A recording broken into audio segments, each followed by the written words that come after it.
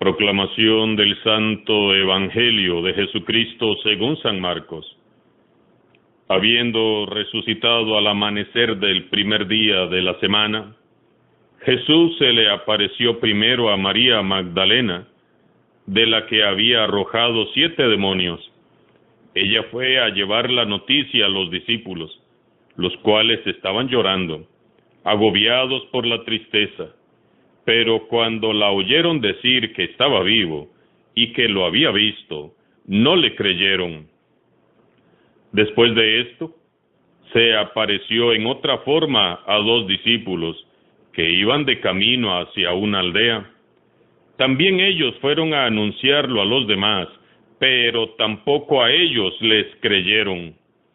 Por último, se apareció Jesús a los 11, cuando estaban a la mesa, y les echó en cara su incredulidad y dureza de corazón, porque no les habían creído a los que lo habían visto resucitado. Jesús les dijo entonces: vayan por todo el mundo y prediquen el Evangelio a toda criatura. Palabra del Señor.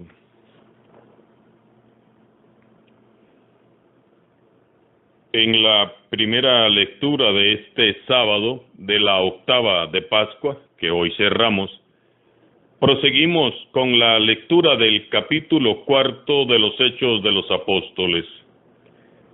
Ayer dejamos a Juan y a Pedro en la cárcel. Hoy leemos cómo fue que procedió el juicio que hicieron las autoridades religiosas a estos 2 discípulos, por haber sanado en el nombre de Jesús a un paralítico de nacimiento. Y vean ustedes qué hermoso testimonio nos dan. Los sumos sacerdotes, los ancianos y los escribas se quedaron sorprendidos al ver el aplomo con que Pedro y Juan hablaban, pues sabían que eran hombres del pueblo, sin ninguna instrucción. Los miembros del Gran Consejo estaban maravillados y confundidos a la vez. Por un lado, estaban viendo la valentía y la sabiduría con que respondían Pedro y Juan. Por otro lado, recordaban que eran hombres comunes, simples, sin instrucción alguna ni cultura. Eran los mismos que la noche que arrestaron a Jesús se mostraron tan cobardes como ignorantes. Hacía solamente 3 años que Pedro y Juan estaban reparando sus redes allá a la orilla del lago, cuando Jesús pasó y los llamó. Y efectivamente, eran gente sin estudios ni mucha instrucción, pero los últimos 3 años los habían vivido en amistad con Jesús, y ahora ellos 2 son, por la fuerza de su espíritu, testigos de Jesús resucitado. Pedro y Juan han recibido el Espíritu Santo. Pentecostés ha intervenido aquí. Es la fuerza de Dios actuando en el débil. Es la inteligencia de Dios manifestándose en la escasa instrucción de Pedro y Juan. ¡Qué poder el del Espíritu Santo, que con su sabiduría logra confundir y asombrar a los que se tienen a sí mismos como sabios y entendidos! ¿Qué haría en nosotros el Espíritu Santo si lo dejáramos actuar como lo hicieron Pedro y Juan? ¿Qué harías, oh magnífico Espíritu Santo, si yo te abriera las puertas de mi corazón sin miedo, sin peros, sin ninguna objeción, y me dejara llenar de ti? ¿Qué harías, oh Santo Espíritu de Dios, si como iglesia nos abriéramos a tu luz y a tu presencia? Todos nuestros miedos, nuestras dudas, nuestros complejos y oscuridades se disolverían por completo si nos abriéramos, si nos sometiéramos al poder y a la autoridad del Santo Espíritu de Dios. Saldríamos al mundo entero a dar testimonio de Jesús resucitado para la gloria de Dios Padre. Aquellas autoridades inician un juicio, pero de pronto están contra la pared. Hay un milagro patente cuya noticia se ha extendido por todo Jerusalén. El hombre, que era paralítico, está ahí de pie a su lado, y no hay nada que refutar ni discutir. Y entonces sucedió lo inesperado. Les prohibieron con amenazas volver a hablar en nombre de Jesús. Qué necias y ciegas eran estas autoridades religiosas. Entonces el Espíritu Santo nuevamente se manifiesta por boca de los discípulos. Digan ustedes mismos si es correcto obedecerlos a ustedes primero antes que obedecer a Dios. Nosotros no podemos dejar de contar lo que hemos visto y oído. Entonces, las autoridades repitieron las amenazas y los soltaron porque no encontraron la manera de castigarlos, ya que el pueblo entero glorificaba a Dios.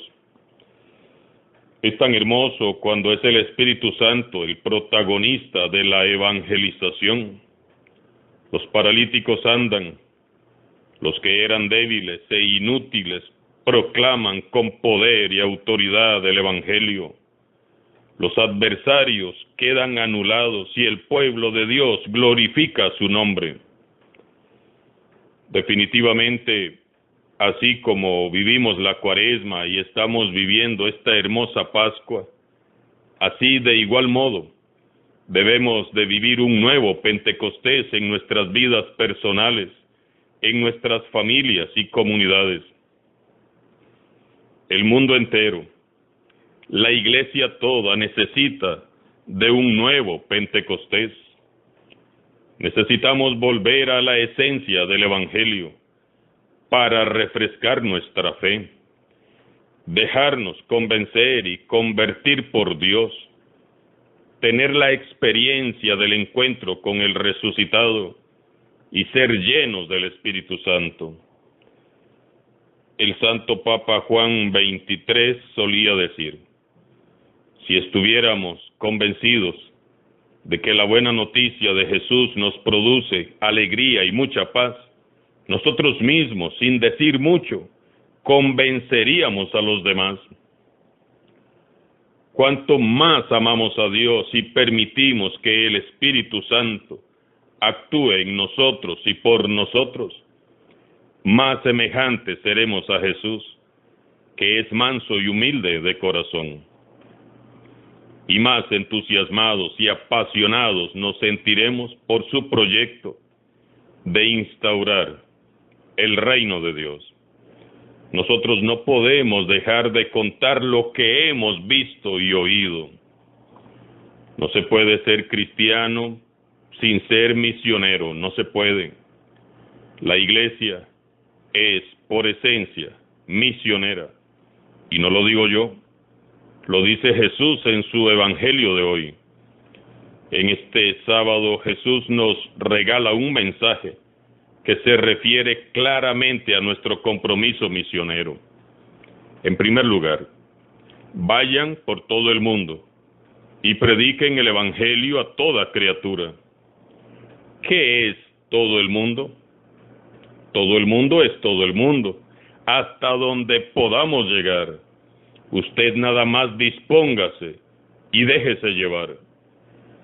El Espíritu Santo se va a encargar de llevarlo y ponerlo en donde Dios espera que usted hable y actúe en su nombre.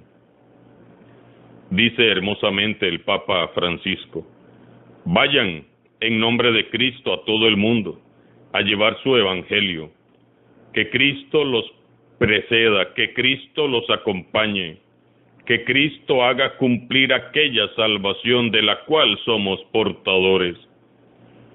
Comencemos, como dicen los cursillistas, por nuestro metro cuadrado, es decir, nuestro hogar, nuestra familia, el grupo de amigos, el novio, la novia, los compañeros de estudio, de trabajo, los vecinos. Todos ellos son parte de este mundo al que hemos sido enviados a ser testigos del resucitado.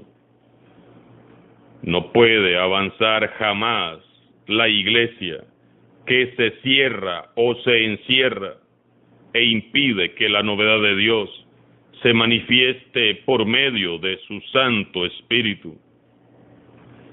Necesitamos abrir puertas y ventanas para abarcar así al mundo entero. Solo abiertos al Espíritu de Jesús podemos llevar a cabo la misión que Él nos encomendó a todos. Es importante recalcar y recordar que toda la iglesia es misionera. Este no es un asunto que solo compete a los obispos y a nosotros los sacerdotes, religiosos y religiosas, que por nuestra vocación nos hemos comprometido a dedicarnos exclusivamente al anuncio misionero del Evangelio. No solo nos compete a nosotros. Este es un asunto de todos. Hoy el mundo más que nunca necesita conocer más a Jesucristo, y por eso es necesario que haya muchos más cristianos comprometidos con el Evangelio. Hay mucha mies y escasean los obreros. Urgen personas que prediquen la buena nueva. Urge una iglesia de puertas abiertas y en salida, como repetidamente nos lo ha pedido el Papa Francisco. Jesús debe tener un lugar en el corazón de cada persona. Y nosotros como iglesia hemos sido enviados por el mismo Jesús a hacer realidad el ideal del Señor. Que el Señor resucitado envíe sobre todos nosotros su Espíritu y seamos discípulos, misioneros valientes y decididos, de esos que no se pueden callar, porque han visto y han oído. Alabado sea Jesucristo, sea por siempre.